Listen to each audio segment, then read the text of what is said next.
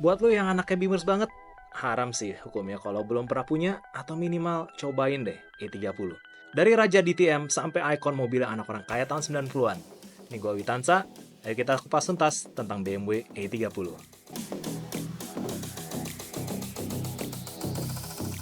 Di tahun 80-an itu dampak dari oil crisis di tahun 70 itu masih terasa banget. Di Jerman sendiri itu mobil-mobil cc besar jadi nggak relevan dan makin sulit untuk dijual. Alhasil, produsen-produsen mobil dunia itu mulai memproduksi mobil yang lebih kecil, dengan cc mesin yang lebih kecil juga, buat ngejar efisiensi bensin, dan BMW itu nggak terkecualikan. Nah, akhirnya lahirlah BMW seri 3 itu, yang diawali dengan E21 di tahun 70-an. Setelah itu baru deh lahir BMW E30 sebagai generasi kedua dari BMW 3 Series ini. Di tahun 82, BMW E30 pertama kali muncul dengan varian sedan 2 pintu. Jadi itu coupe. Dan di tahun 83, E30 kembali hadir dengan varian sedan 4 pintu dan dilanjutkan dengan varian convertible di tahun 85, lalu wagon dan Estates di tahun 87. Selama 12 tahun produksi, dari tahun 82 sampai 94, BMW berhasil memproduksi dan menjual sebanyak 2,3 juta unit BMW E30. Kalau kita ngomong tentang mesin, itu ada banyak varian mesin yang ditawarkan dari BMW E30 ini. Dari mesin M10, M40, M42, M20, ada juga dieselnya juga. Sampai ke S14, B23, dan juga S14, B25.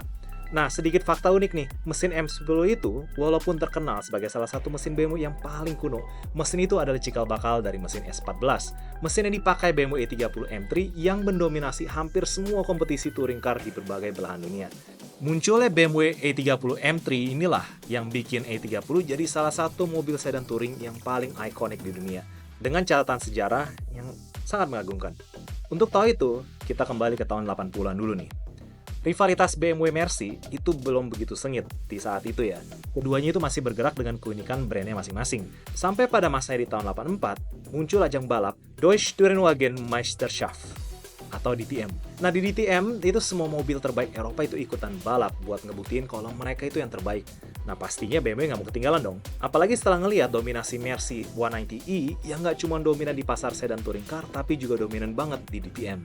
Ditambah lagi, Mercedes-Benz 190e itu juga jadi satu-satunya mobil yang dipakai untuk ajang balapan 4 Nürburgring Race of Champions. Itu adalah balapan pembuka sirkuit Nürburgring yang waktu itu baru direnovasi dan diikuti pembalap-pembalap F1 legendaris nih, seperti Ayrton Senna, Niki Lauda, Carlos Reutemann, dan juga Jody Scheckter. Nah, BMW yang kepanasan ngelihat dominasi Mercy akhirnya melahirkan BMW E30 di tahun 86. Kehadiran M3 ini tujuannya cuma satu, yaitu menang. Dan emang bener, M3 E30 ini berhasil menang di hampir setiap ajang Touring Car Championship di seluruh penjuru dunia. Mulai dari DTM, World Touring Car Championship, British Touring Car Championship, Australian Touring Car Championship, Japanese Touring Car Championship, dan banyak ajang balap touring car lainnya. Nah, kalau di total-total, M3 E30 ini udah menang 1436 kali selama masa balapnya. Makanya nggak heran kalau sampai sekarang BMW E30 itu selalu diingat orang sebagai ikon motorsport di tahun 90-an. Di tahun itu, orang-orang juga mengaitkan mobil ini sebagai mobil sosialita. Mobilnya itu yang kaya, mobilnya orang kaya yang punya selera. Nah, ditambah lagi, dulu di Indonesia, BMW E30 itu jadi makin ikonik dengan kalangan anak muda setelah mobilnya muncul di film catatan Si Boy di tahun 87.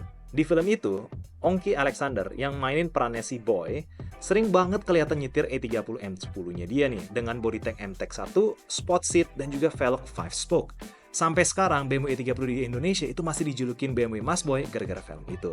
Film dan catatan seri Si Boy itu versi remake-nya juga masih mempertahankan BMW seri 3, walaupun pakai versi yang lebih modern ya. E30 itu masuk di Indonesia di tahun 86 sampai tahun 92. PT Gaya Motor yang selaku manufacturer yang memproduksi mobil BMW secara CKD atau completely knockdown, memproduksi E30 ini sebagai salah satu lini mobil sedan eksekutif pertama yang mereka rakit dan laku keras. Dari sekian opsi varian mesin yang tersedia, BMW E30 yang masuk ke Indonesia cuma hadir dengan 2 varian mesin. Nah, di tahun 86 sampai 89 itu pakai mesin M10, dan dari pertengahan 89 sampai tahun 92 itu pakai mesin M40. Kalau mau E30 dengan opsi mesin di luar kedua itu, ya kalian harus impor lewat distributor. Nah, dari tahun 86 sampai 89, E30 M10 itu punya ciri khasnya sendiri, yaitu masih pakai bumper besi. sebelum akhirnya facelift di tahun 90-92 yang pakai bumper plastik dengan warna yang sesuai dengan body. Cuman ini ada yang menarik. Kalau kita bandingin ya, seri 3 zaman dulu dan seri 3 zaman sekarang, kalau lu lihat sekarang ini kan harga udah 1 M-an ya. Di zaman dulu, pas pertama kali E30 rilis di Indonesia, itu harganya itu kisaran 68 juta. 68 juta kalau dihitung menyesuaikan inflasi zaman sekarang, harganya itu setara dengan 1 M.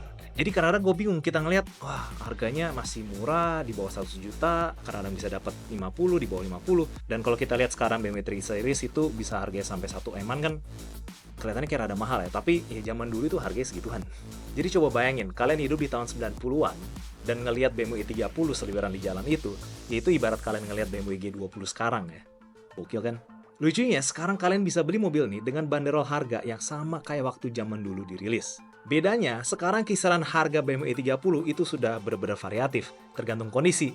Mulai dari bahan itu yang 10 juta, ada juga yang 50 juta, ada juga yang 100 juta, dan ada juga, kalau lo mau nyari, ada juga yang 1M. Itu kemungkinan yang M3 lah ya. M3 version dengan S14 engine-nya nih. Gimana nggak miliaran, E30 M3 kan cuma ada 18.000 unit di seluruh dunia. Dan kalau kita lihat, kemungkinan itu bisa dapat Sport Evo, itu cuma ada 600 unit di seluruh dunia. Buat yang versi sedan 4 pintu, E30 itu dianggap sebagai salah satu BMW yang paling murah buat dirawat di Indonesia. Gimana nggak, pajak mobil ini cuma 600 ribuan, tanpa progresif ya. Udah gitu olinya ya cuma 4 liter. Ya kayak kaki juga relatif murah karena setupnya itu yang nggak aneh-aneh. Mobil ini juga masih cocok banget buat lo otak-atik sesuai selera. Entah lo mau restore atau lo modifikasi dengan aliran-aliran tertentu. Mau dibuat stance, cepet-cepetan saktik atau baget itu cukup asik. Dicolok velg-velg semacam BBS, roti foam itu juga masih nyetel. Mau modif tuner, opsinya juga banyak. Bisa Harji, Alpina, ACS, Haman, you name it. Kalau mau main performance, saya ayo aja. M40 dibuat turbo juga bisa. Mau engine swap juga oke. Dibuat setup drift itu bisa, drag juga bisa, balap sirkuit atau slalom, handling udah oke dari sananya. Di resto total juga masih layak dan ganteng nih. Dibuat daily, cars and coffee meet, sama morning run, itu tipis-tipis juga masih oke kok. Nah, BMW E30 ini benar-benar bisa jadi wadah buat lu berekspresi sesuai dengan karakter diri lu. Ya, gue juga bangun satu sih. Kita lihat aja nanti hasilnya gimana ya. Dari dulu sampai sekarang, BMW E30 masih jadi ikon mobil Eropa itu di Indonesia, bahkan di dunia.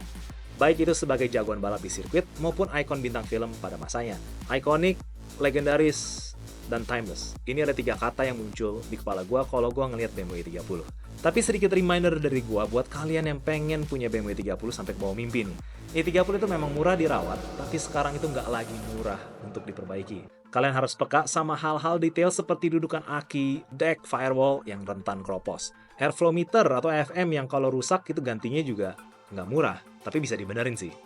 Sama perintilan-perintilan interior kayak dashboard, jok, dan juga instrumen cluster, itu keberadaannya bener-bener langka. Jadi harganya udah rada gelap. Kalau lu penasaran apa aja hal yang harus lu perhatikan sebelum meminang si BMW 30 ini, ya lu bisa tonton video gua ini. Jadi lu bisa tahu apa aja yang lu harus tahu sebelum beli BMW 30. Atau lu juga bisa main-main ke Instagram gua ya, itu @aswitansa, buat ngeliat proses gue itu ngerestorasi BMW 30. Di situ lu bakal ngeliat dan gue jamin mulai paham yang namanya PR-PR BMW 30 yang sangat menguras waktu, tenaga, dan pastinya kocek lu. Ini juga kalau nyarinya nggak bener ya, gue udah terlanjur nyemplung ya. Mau gimana lagi? Segitu aja dari gue ya. Nah, mobil apa lagi nih yang sekiranya asik buat kita kupas tuntas? Let me know in the comments. Gue Witansa, jangan lupa like and subscribe. Sampai ketemu di segmen kupas tuntas selanjutnya. Cheers!